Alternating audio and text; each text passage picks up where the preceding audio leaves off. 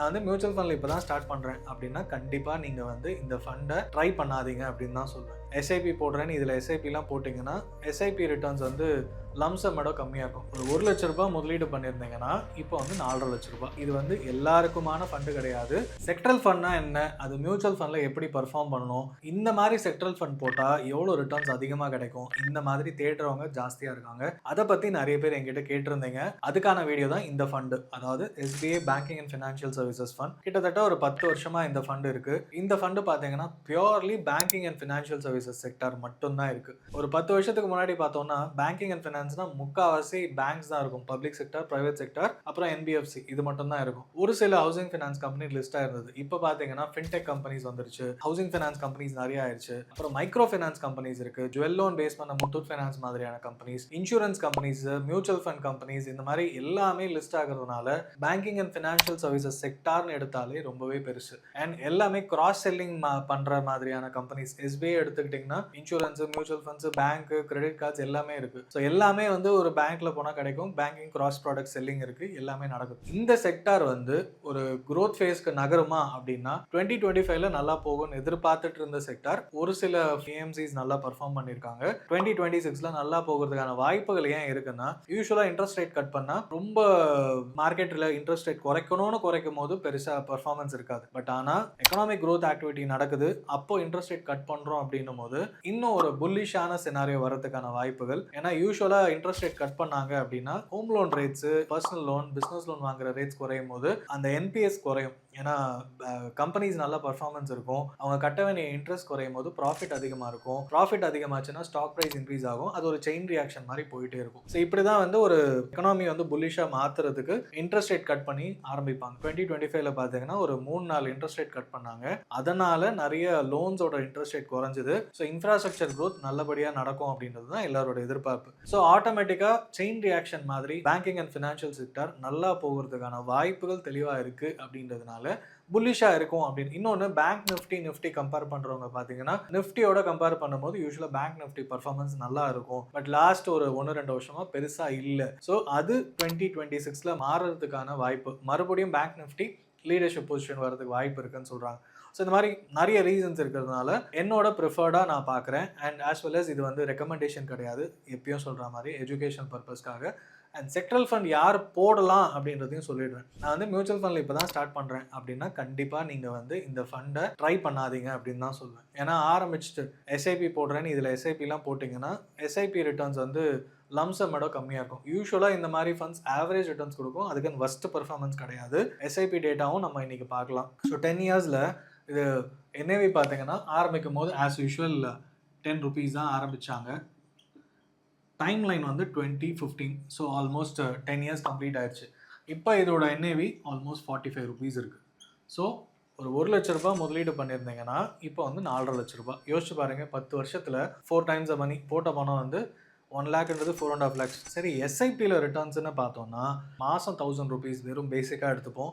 2015ல் ஆரம்பித்து இப்போ வரைக்கும் பார்த்தீங்கன்னா கிட்டத்தட்ட போட்ட பணம் 1.3 lakhs போட்டிருப்பீங்க. இன்வெஸ்ட்மெண்ட் பண்ணது அதோட ஒர்த்து பார்த்தீங்கன்னா 3.33 lakhs வரைக்கும் வந்திருக்கும். இது வந்து வெறும் ஒரு 14% கிட்ட தான் ரிட்டர்ன்ஸ். இதுலேருந்து என்ன தெரியுதுன்னு பார்த்தீங்கன்னா இது வந்து ஒரு ஸ்மால் அண்ட் மிட் கேப்போ இல்லைனா ஃப்ளெக்ஸி கேப்பை விட பர்ஃபார்மன்ஸ் கம்மியாக இருக்கும் செக்ட்ரல் ஃபண்ட்ஸை பொறுத்த வரைக்கும். மெயின் ரீசன் என்னென்னா, அந்த ஃப்ளெக்ஸி கேப், ஸ்மால் மிட்டு இல்லை ப்ராப்பரான ஈக்விட்டி ஃபண்ட்ஸ்ன்னு எடுத்துக்கிட்டோன்னா through out the time line வந்து அந்த ஏற்ற இறக்கங்கள் இருக்கும்.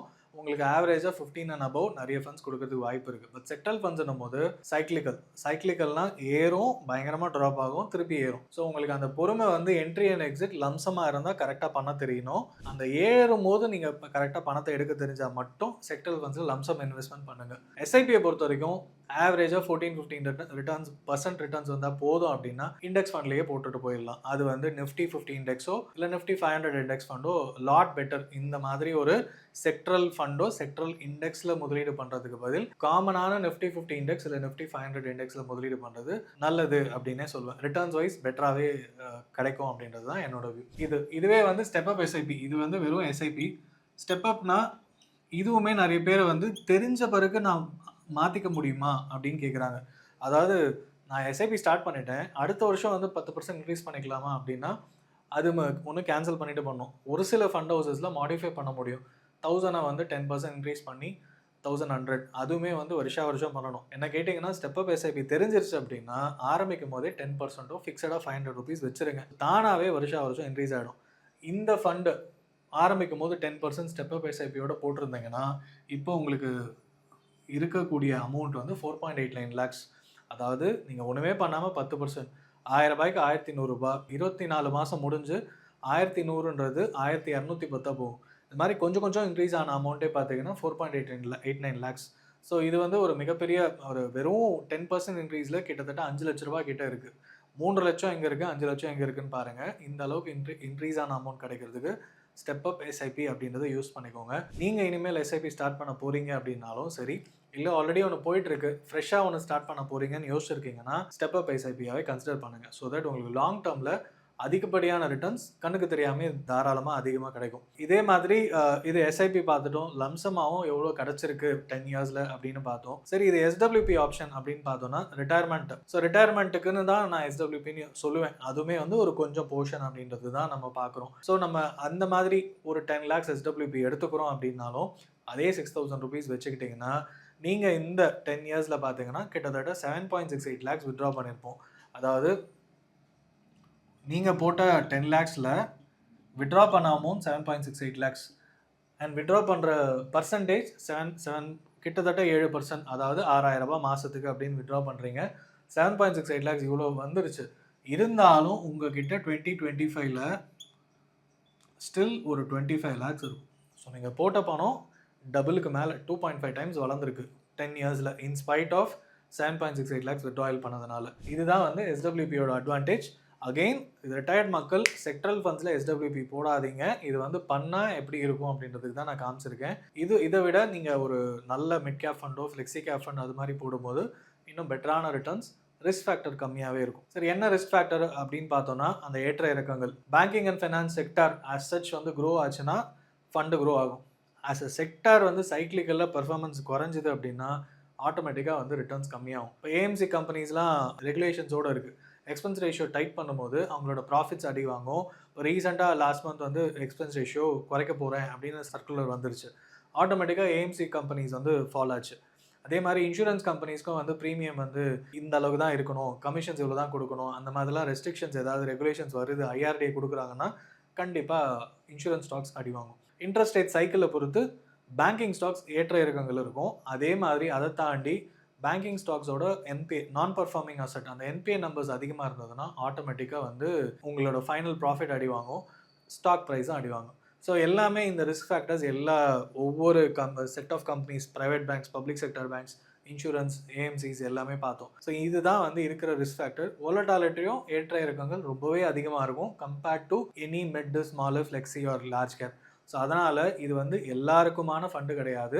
இது வந்து இதை புரிஞ்சு என்ட்ரி அண்ட் எக்ஸிட் யூஸ் பண்ணி எனக்கு அதிகப்படியான ரிட்டர்ன்ஸ் எடுக்க முடியுமா மியூச்சுவல் ஃபண்டில் அப்படின்னு கேட்குறவங்க இதை ட்ரை பண்ணி பாருங்கள். செக்டார் ஃபண்ட்ஸ்ன்னு பார்த்தீங்கன்னா யூஸ்வலாக ஒரு தீம் டெவலப் ஆகும்போது லாஸ்ட் இயர் பார்த்தீங்கன்னா 2025 பிகினிங்கில் டிஃபென்ஸ் செக்டார் நல்லா போச்சுன்னு சொல்லி டிஃபென்ஸ் ஃபண்டை பற்றி நிறைய பேர் கேட்டிருந்தீங்க. அதே மாதிரி ஒரு டைமில் மேனுஃபேக்சரிங் ஆஸ் அ தீம் வரும். அதுக்கப்புறம் இவி ரிலேட்டடாக, எனர்ஜி ரிலேட்டடாக இதெல்லாம் அந்த டைம் லைனில் அந்த செட் ஆஃப் ஸ்டாக்ஸ் ஏறும்போது நிறைய இன்ட்ரெஸ்ட் வரும். அதுக்கப்புறம் ஃபேட் அவுட் ஆகிடும். பட் இதை வந்து எவ்ரி இயர் எப்போல்லாம் லம்சம் போட போகிறீங்களோ அந்த டைம் லைனில் எது போடலாம் தெரிஞ்சு பண்ணிங்கன்னா உங்களுக்கு அதிகப்படியான ரிட்டர்ன்ஸ் வரும். இதில் வேறு ஏதாவது டவுட்ஸ் இருக்குது, நான் இதில் பண்ண போகிறேன் அப்படின்னு இருந்தாலும் சரி, இது மாதிரி வேறு ஏதாவது ஃபண்ட்ஸை பற்றி டவுட்ஸ் இருந்தாலும் கீழே கமெண்ட் பண்ணுங்கள், நான் உங்களுக்கு ஆன்சர் பண்ணுறேன். ஒன்ஸ் அகெயின் நான் கணேசன் த்ரூ, உங்கள் மியூச்சுவல் ஃபண்ட் டிஸ்ட்ரிபியூட்டர்.